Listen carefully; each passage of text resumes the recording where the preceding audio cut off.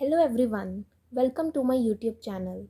My name is Jasleen and I am a second year MBBS student at Government Medical College, Sector 32, Chandigarh. My NEET 2020 All India rank was 112.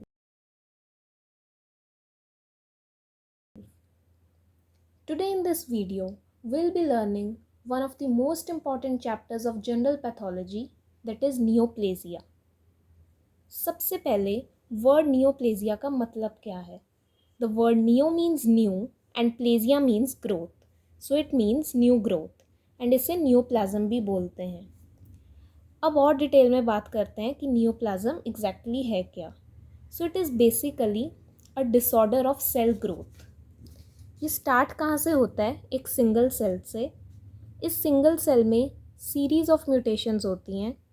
अब ये mutations की वजह से इस cell को मिलता है सर्वाइवल एंड ग्रोथ एडवांटेज. इसका मतलब है now this cell can divide independently, autonomously, even in the absence of physiological growth signals. So as a result अब ये सेल रैपिडली डिवाइड करता है which lead to the formation of mass of cells and this mass of cells is known as tumour. अब जो ये tumour के cells हैं इनमें भी वही सेम म्यूटेशंस हैं जो इस स्टार्टिंग सेल में थी and these all cells also have the ability to divide rapidly. Now there is a term oncology. Oncology means study of tumors or neoplasm because जो word onco है उसका मतलब होता है tumors. Now this tumor it has two basic components. एक तो जो हमने अभी देखे ये cells, neoplastic cells, ये फॉर्म करते हैं ट्यूमर पेरेन्काइमा. और जो ट्यूमर की क्लासिफिकेशन है एंड बायोलॉजिकल बिहेवियर है, लाइक जो भी सिम्टम्स प्रोड्यूस होंगे इस ट्यूमर से, वो डिपेंडेंट है ट्यूमर के पेरेन्काइमा पे, मीन्स इन न्यूप्लास्टिक सेल्स के ऊपर. And there is second component which is known as reactive stroma. वो तीन चीज़ों का बना होता है. वन इज़ कनेक्टिव टिश्यू जो सपोर्ट प्रोवाइड करेगा, देन ब्लड वेसल्स जो न्यूट्रिशन प्रोवाइड करेंगी. एंड क्योंकि ये ट्यूमर ये नॉर्मल नहीं है बॉडी के लिए, सो बॉडी का इम्यून सिस्टम भी एक्टिव होगा एंड कुछ इनेट एंड अडेप्टिव इम्यूनिटी के सेल्स भी आएंगे. तो ये तीनों सेकेंड कंपोनेंट ऑफ ट्यूमर बनाते हैं, connective tissue, blood vessels and cells of innate and adaptive immunity. अब जो growth and spread of tumours है वो इस सेकेंड कंपोनेंट पे डिपेंड करता है, डेट इज़ रिएक्टिव स्ट्रोमा. क्योंकि जितनी ज़्यादा ब्लड वेसल्स होंगी उतनी ट्यूमर को ज़्यादा न्यूट्रिशन मिलेगी, उतना उसका ग्रोथ एंड स्प्रेड ज़्यादा होगा. So now talking about the classification of tumours. सबसे पहला बेसिस है on the basis of amount of connective tissue. So अगर तो कनेक्टिव टिश्यू बहुत ही कम है, स्कैंटी है, तो न्यूप्लाज्म सॉफ्ट एंड फ्लैशी होगा. But on the other hand अगर कनेक्टिव टिश्यू बहुत ज़्यादा है तो ट्यूमर्स जो हैं वो बहुत ही स्टोनी हार्ड होंगे और इन ट्यूमर्स को बोलते हैं डेस्मोप्लास्टिक ट्यूमर्स. इन ट्यूमर्स का एग्जांपल है कुछ फीमेल ब्रेस्ट कैंसर के ट्यूमर्स जो कि प्रॉपर स्टोनी हार्ड होते हैं. So now we come to second broad classification of tumours जो कि है benign tumours and malignant tumours. So first talking about the benign tumours. So tumours characterised by the unregulated proliferation of cells of either epithelial or connective tissue origin. तो यहाँ तक तो सभी tumours की यही डेफिनेशन होती है. But the main thing in benign tumours is कि जो बिनाइन ट्यूमर के सेल्स हैं दे डू नॉट इन्वेड और स्प्रेड टू अदर साइड्स, वो उसी लोकेशन में कन्फाइंड रहते हैं. So talking regarding the naming of the benign tumours, so हम सफिक्स ओमा ऐड करते हैं to the cell type from which that tumour originate. For example fibroma. So fibroma means a benign tumor which is arising in fibrous tissue. So जो तो mesenchymal cells हैं वो इस rule को follow करते हैं, but in case of epithelial tumours complex nomenclature होता है. तो कुछ एग्जाम्पल्स एपिथेलियल बिनाइन ट्यूमर्स के, one is adenoma. Adenoma means benign epithelial neoplasm which is derived from glands. Then papilloma, जो वर्ड पेपिला है वो फिंगर लाइक प्रोजेक्शंस के लिए यूज़ होता है. So it is benign epithelial neoplasm which is producing finger-like projections from the epithelial surface. So now we come on to the malignant tumors. So malignant tumors वो tumors हैं which can invade and destroy the adjacent structures and they can spread to distant sites. So ये जो spread है to the distant sites, इसी के लिए word use होता है metastasis. And malignant tumors को ही हम cancers बोलते हैं. So example of some malignant tumors, one we have sarcomas.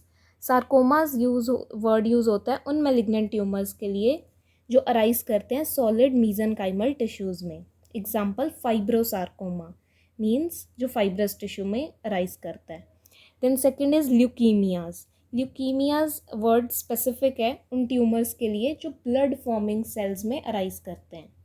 Then we have lymphomas, as the name says tumours of lymphocytes. Then carcinomas. Carcinomas है malignant tumours of epithelial cell origin. कोई भी तीनों germ layers में से वो origin कर सकता है. सो अब हम बात करेंगे कुछ स्पेशल टाइप ऑफ ट्यूमर्स की. First is polyp.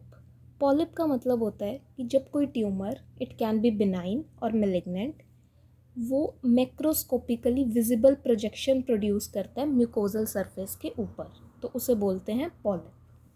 जो सेकेंड टाइप है वो है मिक्स ट्यूमर्स. अब यहाँ हमने देखा था कि इस सेल से ये क्लोन ऑफ सेल्स बने हैं जो कम्प्लीटली आइडेंटिकल हैं इस सेल के. एंड जब ये क्लोन आगे भी डिवाइड करेगा तो कंप्लीट आइडेंटिकल सेल्स ही बनेंगे, इसके जैसे और क्लोन्स बनेंगे. बट कई ट्यूमर्स में क्या होता है कि इस क्लोन से डिफरेंट टाइप के सेल्स बनते हैं. They are not completely identical to this. So इन टाइप के ट्यूमर्स में जिनमें अलग अलग तरह के सेल पाए जाते हैं उसे बोलते हैं mixed tumours. So mixed tumour का एग्जाम्पल है mixed tumour of salivary gland, जिसे कि प्लियोमॉर्फिक एडिनोमा बोलते हैं. Now third is teratoma. Usually tumours में क्या होता है, एक ही जर्म सेल से एक ही जर्म लेयर से डेराइव्ड सेल्स होते हैं. It can be endoderm, mesoderm, ectoderm. But अगर किसी ट्यूमर में more than one germ layer से डेराइव्ड सेल्स हों तो उसको बोलते हैं टेरेटोमा. जो टेरेटोमा टाइप के ट्यूमर्स हैं ये यूजुअली अराइज होते हैं टोटी पोटेंशियल जर्म सेल से, जो कि टेस्टिस या फिर ओवरी में पाए जाते हैं. अब हमें पता है कि जो टोटी पोटेंशियल जर्म सेल्स हैं उनमें पोटेंशियल होता है कि वो किसी भी जर्म लेयर के सेल्स को फॉर्म कर सकते हैं. Now fourth is haematomas. तो हेमेटोमास क्या होते हैं, ये डिसऑर्गेनाइज्ड बिनाइन मासेस हैं. ये नियोप्लाज्म से कैसे डिफ़र करते हैं कि इनकी जो ग्रोथ है वो सेल्फ लिमिटेड होती है, बट नियोप्लाज्म्स में ऐसा नहीं होता. Example of haematomas is haemangiomas. Next fifth is choristoma. Choristoma का मतलब है tumour like growth of normal tissue in abnormal location. So ये हम एग्जाम्पल से समझते हैं. इसका एग्जाम्पल है nodule of well develop pancreatic tissue which is present in submucosa of stomach. तो जो वेल डिवेल्प पेनक्रियाटिक टिश्यू है ये एक नॉर्मल टिश्यू है एंड इसका नोड्यूल बन चुका है, मतलब ट्यूमर लाइक ग्रोथ हो चुकी है. एंड ये प्रेजेंट कहाँ है, सब म्यूकोजा ऑफ स्टमक, जो कि एक एबनॉर्मल लोकेशन है इसके लिए. अब हम बात करेंगे बिनाइन एंड मेलिग्नेंट नियोप्लाज्म के करेक्टरिस्टिक्स की. सो सबसे पहला है डिफ्रेंशिएशन एंड एनाप्लेजिया. सो सबसे पहले डिफ्रेंशिएशन होता क्या है, इसका मतलब है कि किस एक्सटेंट तक जो नियोप्लास्टिक पेरेन्काइमल सेल्स हैं वो नॉर्मल पेरेन्काइमल सेल्स को रिजेंबल करते हैं, बोथ मॉर्फोलॉजिकली एंड फंक्शनली. तो जो बिनाइन ट्यूमर्स होते हैं उनके सेल्स काफ़ी रिजेंबल करते हैं नॉर्मल सेल्स को, तो उन्हें हम बोलते हैं well differentiated. But malignant tumours के केस में there is lack of differentiation, and lack of differentiation को ही बोलते हैं हम anaplasia. So anaplasia it is present in malignant tumours. The second point is rate of growth. So benign tumours के case में these tumors are progressive and slow in growth, whereas malignant tumors की growth slow to rapid हो सकती है. जो rate of growth का feature है उसमें बहुत सारी एक्सेप्शंस होती हैं, so it is not a useful discriminator between benign and malignant tumors. अब जो नेक्स्ट फीचर है वो है इन्वेजन. जो बिनाइन ट्यूमर्स हैं they do not invade or infiltrate into the surrounding tissues, whereas जो मेलिग्नेंट ट्यूमर्स हैं वो इन्वेड करते हैं सराउंडिंग टिश्यूज़ में. अब जो बिनाइन ट्यूमर्स में हैं why they don't invade into the surrounding tissues, this is because वो एक rim of compressed fibrous tissue develop कर लेते हैं अपने अराउंड, जिसे बोलते हैं कैप्सूल. और ये कैप्सूल जो है वो उसे होस्ट टिश्यू से सेपरेट करता है.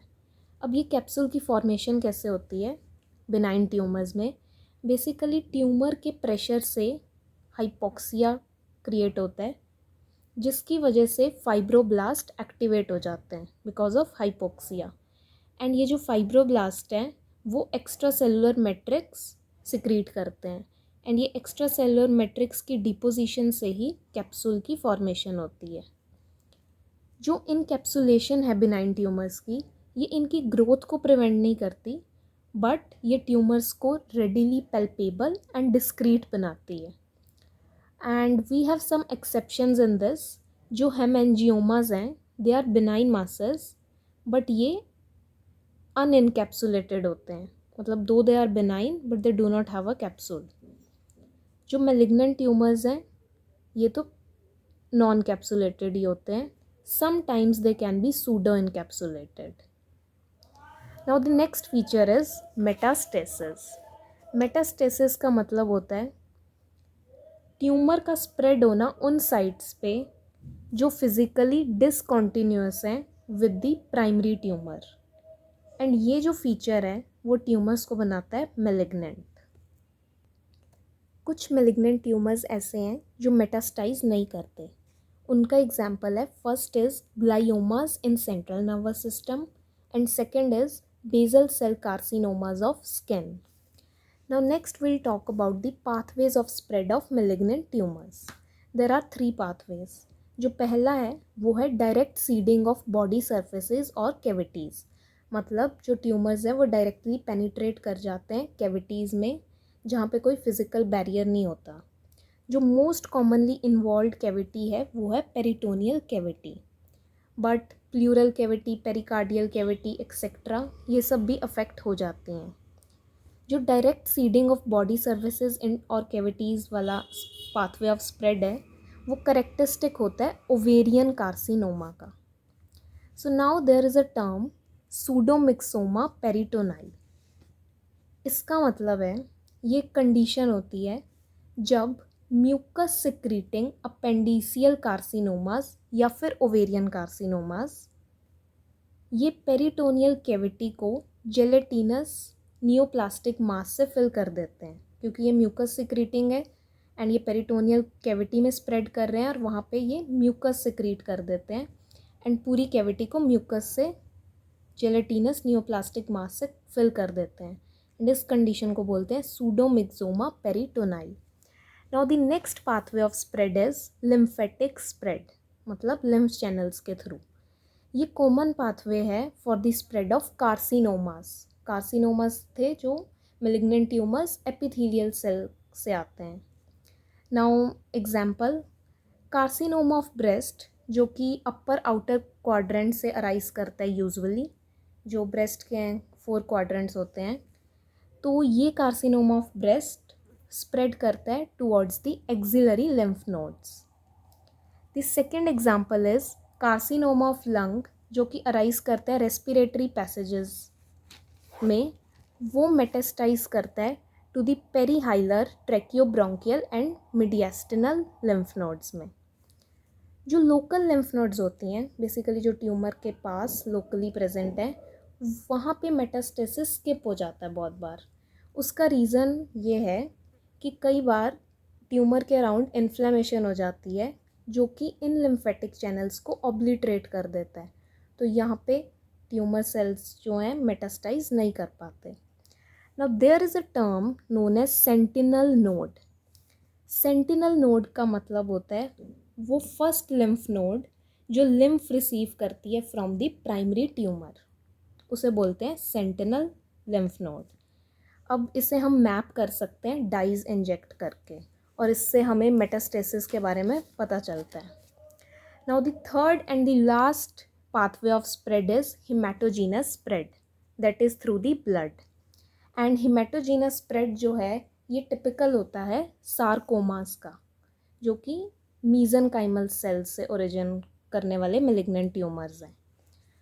अब हमने पढ़ा था कि जो कार्सिनोमाज हैं उनका पाथवे ऑफ स्प्रेड लिम्फेटिक होता है, but there are 5 carcinomas: prostatic, hepatocellular, breast, renal cell and thyroid carcinoma. Though they are carcinomas, but still they spread by the hematogenous route. अब hematogenous spread में भी venous spread ज़्यादा common होता है arterial से, and इसका reason है क्योंकि आर्टरीज़ की थिकर वॉल्स होती हैं, तो वहाँ से स्प्रेड होना थोड़ा मुश्किल होता है. And there is another point in this pathway of spread कि जो liver and lungs, these are the two most frequently involved organs in the hematogenous spread. मतलब यूजली जो प्राइमरी ट्यूमर्स है वो मेटास्टाइज करके इन ऑर्गन्स में पहुंचते हैं through the haematogenous spread. Now the other characteristics are, one is pleomorphism. Pleomorphism का मतलब होता है सेल्स के साइज एंड शेप में variation. This is absent in case of benign but present in case of malignant. अब बात करते हैं न्यूक्लियर मॉर्फोलॉजी एंड माइटोसिस के बारे में. जो मेलिग्नेंट ट्यूमर्स हैं उनमें हाई न्यूक्लियर साइटोप्लाज्मिक रेशो होती है.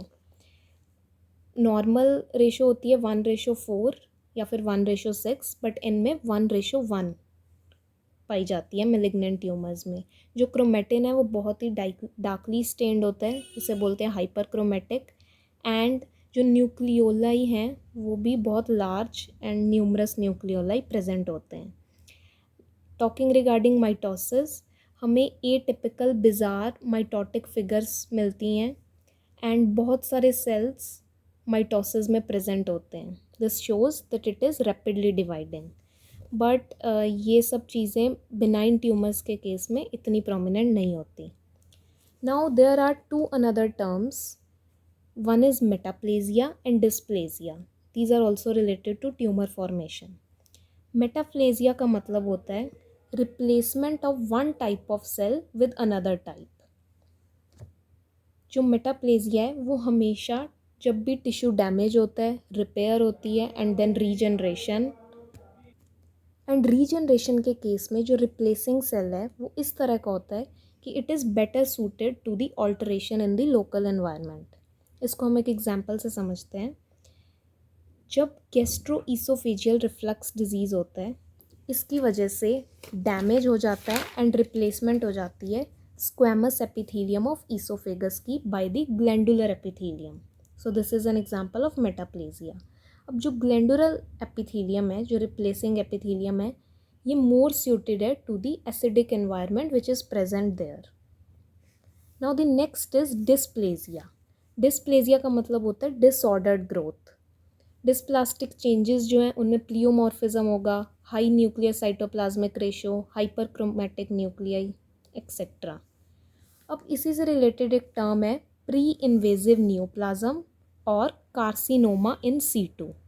इसका मतलब होता है कि जब डिस्प्लास्टिक चेंजेस बहुत ज़्यादा हो रहे हों एंड वो फुल थिकनेस ऑफ एपिथेलियम को इन्वॉल्व कर रहे हैं, बट अभी जो लीजन है, जो डिस्प्लास्टिक चेंजेस हैं, वो बेसमेंट मेम्ब्रेन को पेनिट्रेट नहीं कर रहे, तो इस कंडीशन को बोलते हैं प्री इन्वेजिव नियोप्लाज्म. और जैसे ही ये डिस्प्लास्टिक सेल्स बेसमेंट मेम्ब्रेन को पेनिट्रेट कर जाते हैं, तो तब हम ट्यूमर को बोल देते हैं invasive. So this was all regarding neoplasia and it's characteristics. In my upcoming videos will be learning molecular basis of cancer. Thank you.